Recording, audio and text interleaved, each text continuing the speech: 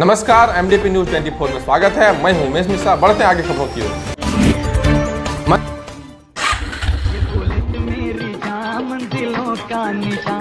आपके शहर मधुपुर में खुल गया है बुलेट का सर्विस सेंटर, जहां आपके रॉयल इनफील्ड से जुड़े सभी ओरिजिनल पार्ट्स और मॉडिफाई करने का सारा सामान उचित मूल्य पर उपलब्ध है। मंत्री हाजी हुसैन ने बांटा पीएम आवास स्वीकृति का प्रमाण पत्र। ब्लड बैंक की स्थापना के लिए रिक्रिएशन संस्था ने कार्यपालिक दंडाधिकारी को सौंपा ज्ञापन।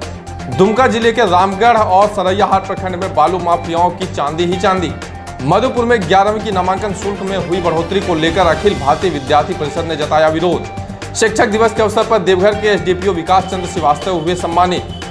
मधुपुर नगरपालिका क्षेत्र में हो रही है बिजली की बर्बादी, दिन में भी जलती है स्ट्रीट लाइट। जामा पुलिस ने मोबाइल चोर गिरोह का किया भांडाफोड़, स्कॉर्पियो समेत 7 गिरफ्तार। मुखिया प्रतिनिधि ने कराई सड़क की मरम्मती। पाथरोल क्षेत्र के कसैया पंचायत भवन में बांटा गया पीएम आवास का स्वीकृति प्रमाण पत्र। करों प्रखंड के शिक्षण संस्थानों में मनाया गया शिक्षक दिवस। और अब जानते हैं खबरें विस्तार से।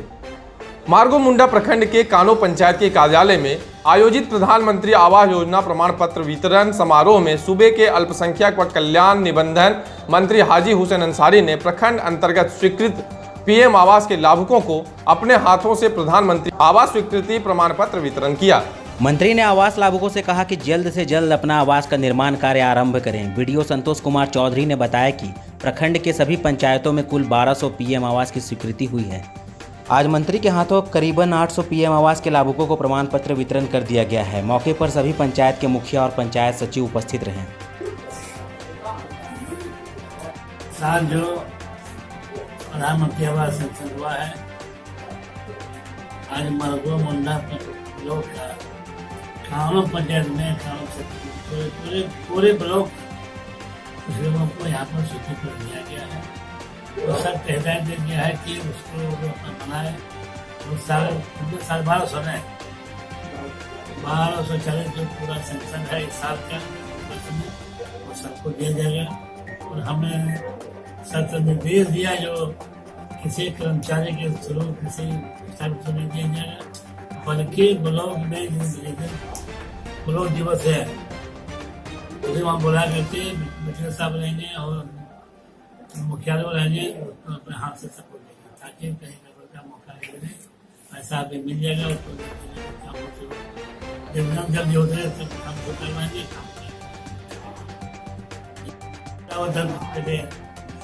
जब ये पूरा होगा तो चलिए दूसरी बात हम लोग चाहते हैं कि काम शुरू आपको सारे लोगों से एक मदद है इसमें सब मिल लग जाए, जितना जल्दी हो सके ये प्रधानमंत्री आवास पूरा बनवाना, इसका सतत पूरा करने की कोशिश। रक्त की समस्या या रक्त से संबंधित खबर वर्तमान समय में अखबार की सुर्खियां बन गई हैं। मधुपुर हो या आसपास के क्षेत्र, मरीजों को प्रतिदिन खून की कमी के कारण जद्दोजहद करना पड़ता है। मधुपुर की रिक्रिएशन संस्था ने एक सप्ताह पूर्व ही इस समस्या से अवगत कराते हुए सिविल सर्जन देवघर को एक ज्ञापन भी सौंपा था। इसी क्रम में संस्था ने एक ज्ञापन शनिवार को अनुमंडल पदाधिकारी के नाम एग्जीक्यूटिव मजिस्ट्रेट संजय सिन्हा को सौंपा और अवगत कराया कि अनुमंडल अस्पताल मधुपुर में वर्षों पूर्व ही रक्त संग्रहण से संबंधित सभी उपकरण इस अस्पताल को उपलब्ध करा दिया गया है, पर विभागीय उदासीनता के कारण अभी तक इसकी शुरुआत नहीं हो पाई है। संस्था के अजय पाठक ने बताया कि रक्त संग्रहण की मांग एक सामूहिक प्रयास है जिससे यहाँ के मरीजों को सुविधा मिलेगी और इस विषय पर स्थानीय सांसद से दूरभाष पर वार्तालाप कर वास्तु स्थिति से उन्हें अवगत कराया गया है। उनकी ओर से उचित पहल करने का आश्वासन भी मिला है। कर्मयोग के अंकित श्रीवास्तव ने बताया कि इनकी टीम हर दिन मरीजों को रक्त उपलब्ध कराने के लिए सक्रिय है, फिर भी समस्या का सामना करना ही पड़ता है। कई ऐसे संगठन हैं जिसने प्रखंड कार्यालय में मजिस्ट्रेट साहब को एक मांग पत्र सौंपा है, जिसमें हम लोगों ने ये मांग रखा है कि मधुपुर में जल्द से जल्द रक्त अधिकोष या करेक्शन सेंटर की स्थापना की जाए, क्योंकि जैसे ही करेक्शन सेंटर की यहाँ स्थापना होती है, मधुपुर के जो अगल बगल के क्षेत्र हैं और जो सुदूर ग्रामीण क्षेत्र हैं, तो वहाँ से भी मरीजों को सुविधा मिलेगी, जो कि अति आवश्यक कार्य है। और आज से हम लोगों ने इस काम का शुरुआत किया है। आज मांग पत्र भी सौंपा है और आज संध्या में मंत्री साहब को भी आवेदन हम लोग देने वाले हैं।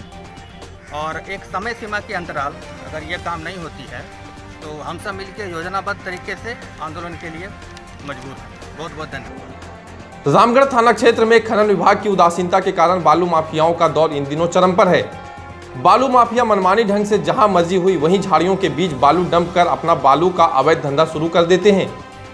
दुमका जिले के रामगढ़ प्रखंड में बालू का अवैध धंधा बहुत पहले से ही बेरोक टोक रूप से चल रहा है। पहले थोड़ा पुलिस का भय रहता था, लेकिन जब से पुलिस कार्रवाई सरकार द्वारा रोकी गई है तब से यह धंधा जोर पकड़ लिया है। आपको हम बता दें कि इस थाना क्षेत्र के कई जगहों पर अवैध रूप से बालू की भंडारण की जा रही है और सरैया हाट के विभिन्न घाटों से रोज सुबह और रात में बालू खनन होता है। जानकारी के अनुसार अवैध रूप से चल रहे खनन के मामले में गाड़ी को पकड़ने पर मामला खनन विभाग तक पहुंचती है और वहां से किसी लंबे हाथ वाले की मदद से गाड़ी छुड़ाने में माफिया सफल हो जाते हैं और बाद में माफिया पुनः उसी धंधे में लग जाते हैं। यानी सब मैनेज है और धंधा जोरों पर है। पालकी से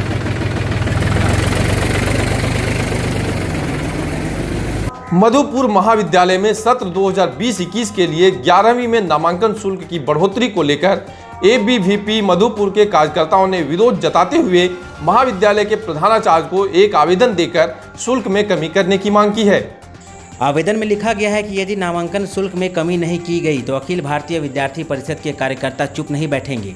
इसके लिए वे आंदोलन भी करेंगे। साथ ही छात्र नेता सह अखिल भारतीय विद्यार्थी परिषद के कार्यकर्ता सुदामा यादव एवं सुमित यादव ने बताया कि मधुपुर महाविद्यालय अपनी मनमानी कर रहा है और नामांकन शुल्क में पिछले वर्षों की अपेक्षा 1.5 गुना से 2 गुना तक वृद्धि कर दिया है। इस कोरोना काल में सबों की जीविका बंद पड़ी है और इस तरह से नामांकन शुल्क में वृद्धि करना अभिभावकों पर अतिरिक्त बोझ बन गया है। वहीं महाविद्यालय के प्रधानाचार्य पशुपति राय ने कहा कि कोरोना काल में महाविद्यालय को सैनिटाइजर, बिजली बिल, होल्डिंग टैक्स समेत कई व्यवस्थाओं को सुचारू रखने के लिए एडमिशन कमेटी द्वारा यह निर्णय लिया गया कि नामांकन शुल्क में वृद्धि की जाए। लेकिन यदि छात्रों को इससे परेशानी हो रही है तो कमेटी के साथ इसकी बैठक की जाएगी और जो भी हो इसका हल निकाला जाएगा। और जिन छात्र छात्राओं से अधिक शुल्क लिए जा चुके हैं उनके अगले वर्ष के नामांकन में उस अधिराशि को समायोजित कर दिया जाएगा। कोरोना संकट में लॉकडाउन होते हुए सभी कॉलेज में एडमिशन फी नहीं बढ़ाया गया है 11th का, और मधुपुर कॉलेज में एडमिशन फी बढ़ा के अपना मनमानी करके अपना ज़्यादा पैसा लिया जा रहा है। तो हम लोग का मांग यही है कि मैंने सब कॉलेज में जो एडमिशन फ़ी लिया जा रहा है वही एडमिशन फ़ी मैंने यहाँ भी लिया जाए। लॉकडाउन में सबका पेरेंट जो है परेशान है, तो मैंने ज़्यादा फ़ी कहाँ से दे पाए। बढ़ाने के कारण इन लोग जैसे बोल रहा सैनिटाइजर वगैरह सब और क्या क्या खर्चा मैंने बता रहे हैं, तो उस तरह तो मैंने अगला कॉलेज भी ले सकता था। अगला कॉलेज नहीं ले रहा है, मैंने यहाँ पे अपना मन से बोल रहा कि लेंगे वो लेंगे, इस तरह करके मैंने भी नहीं। वो महाविद्यालय में अभी नामांकन चल रहा है 11th का, जिसमें कि लॉकडाउन को देखते हुए सभी कॉलेज अपने अपने जो नामांकन शुल्क है उनको कम कर दिया गया है। पिछले बार के आधार पर ही लिया जा रहा है, लेकिन मधुपुर महाविद्यालय में कोई कमी नहीं की गई है, इसमें और बढ़ा चढ़ा कर लिया जा रहा है। और अभी एक छात्र का समस्या था, देखें उसका जो नामांकन शुल्क 2100 रुपये से भी ज़्यादा है, तो आ रहा था। उसने कहा कि अभी बढ़ा के लिया जा रहा है तो ठीक है करवा लो एडमिशन, बाद में कम हो जाएगा देखा जाएगा। लेकिन ऐसी स्थिति में कोरोना संकट की स्थिति में कहाँ से लाएंगे अभिभावक कितने पैसे। 11th क्लास के छात्रों का एडमिशन ऑनलाइन चल रहा है और यह जो है एडमिशन कमेटी के द्वारा तय राशि के अनुरूप में हो रहा है। महंगाई बढ़ी है, कोविड की स्थिति है, सैनिटाइजेशन के लिए बहुत कुछ ऐसा इक्विपमेंट और ये सब लेना पड़ रहा है। ये सब तो इसमें नहीं था, उन्हीं स्टूडेंट्स के हित में हम लोग इसको, तो ये उसी में है। अगर इन लोगों को बहुत नागवार गुजरता है तो एडमिशन कमेटी के समक्ष हम लोग इसको फिर रखेंगे, और अगर कुछ स्टूडेंट का जो जमा कर दिए हैं अगर ऐसा होगा तो फिर हम लोग 12th क्लास में उसको एडजस्ट कर देंगे। पाथरोल क्षेत्र के कसैया पंचायत भवन में आज प्रधानमंत्री आवास की स्वीकृति का प्रमाण पत्र लाभुकों के बीच बांटा गया। मौके पर मुखिया हृदय नारायण राय, हीना बीबी, कैलाश यादव, गुलाम अशरफ सहित कई लोग मौजूद थे।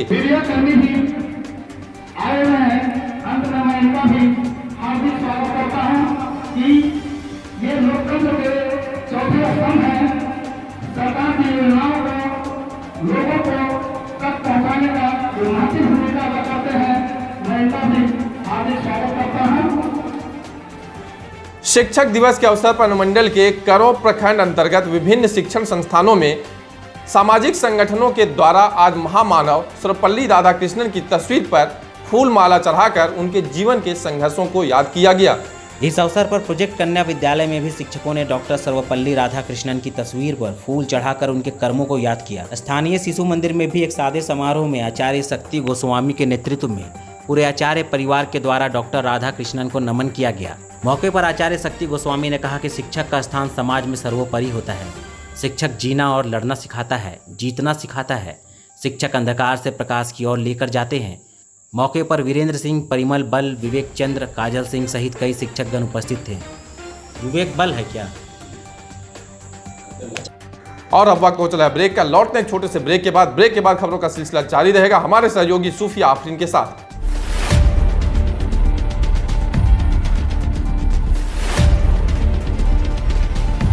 भ्रष्टाचारियों की खुलेगी अब पोल।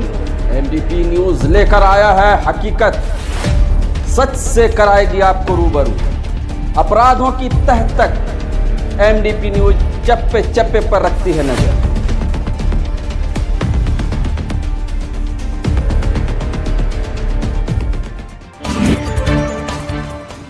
ब्रेक के बाद आपका स्वागत है। मैं सूफिया आफरीन। बढ़ते हैं आगे की खबरों की तरफ। लायंस क्लब की अध्यक्ष रूपाश्री के द्वारा देवघर के बचपन प्ले स्कूल के परिसर में शिक्षक दिवस के मौके पर देवघर के एसडीपीओ विकास श्रीवास्तव को सम्मानित किया गया। आपको हम बता दें कि एसडीपीओ विकास चंद्र श्रीवास्तव एसडीपीओ बनने से पहले शिक्षक और उनके पिता भी शिक्षक थे। यह देवघर की धरती पर पहली बार हुआ जब प्रशासनिक पदाधिकारी को शिक्षक दिवस पर सम्मानित किया गया है।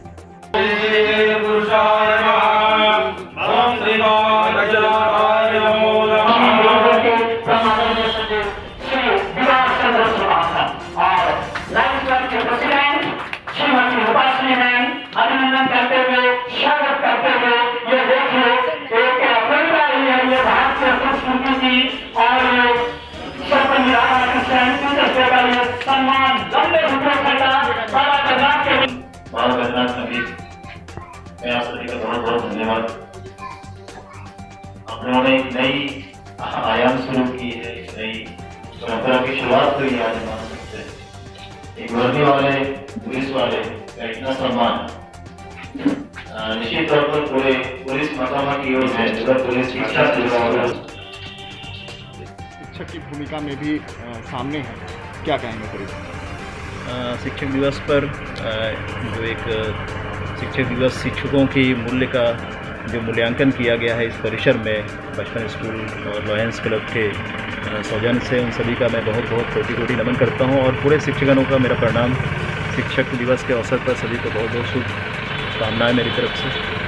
देवघर चूँकि शुरू से गुरु और देवों की भूमि रही है, भूमि की परंपरा, इस गुरु की परंपरा को इस परिसर ने आगे बढ़ाया है। मैं इस परिसर जुड़े गए सभी लोगों को नमन करता हूँ और बहुत बहुत शुभकामनाएं देता हूँ। सड़क पर रात के समय रोशनी करने के लिए नगर पालिका हर वार्ड में स्ट्रीट लाइट तो लगवा दी है, लेकिन इनकी ठीक ढंग से देख रेख नहीं की जा रही है। इसलिए तो यह स्ट्रीट लाइट न सिर्फ रात बल्कि दिन के समय भी जलती रहती है। इनसे बिजली की बर्बादी हो रही है। शहर के विभिन्न वार्डों में खंभे पर लगी स्ट्रीट लाइट को दिन में जलते हुए तो आपने देखा ही होगा। स्थानीय लोगों का कहना है कि नगर पालिका को इनके रखरखाव की ठीक व्यवस्था करनी चाहिए। अगर ऐसा नहीं हुआ तो लाइट कुछ दिनों के बाद ही खराब हो जाएगी।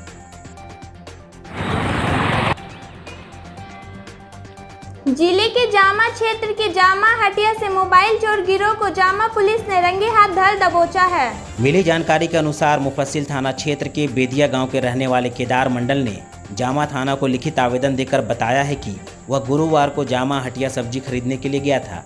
उसी समय उसके साथ मोबाइल चोरी की घटना हुई। घटना के बाद उसने चोरी करने वाले युवक को धर दबोचा। उसके बाद जामा पुलिस को सूचना दी गई। जामा पुलिस ने कार्रवाई कर 7 लोगों को मौके से गिरफ्तार कर लिया है, जिसमें 3 नाबालिग भी शामिल है। इसके अलावा एक स्कॉर्पियो गाड़ी भी मौके से जब्त किया गया है। गिरफ्तार लोगों में सभी पश्चिम बंगाल के वर्धमान जिले के रहने वाले बताए जा रहे हैं।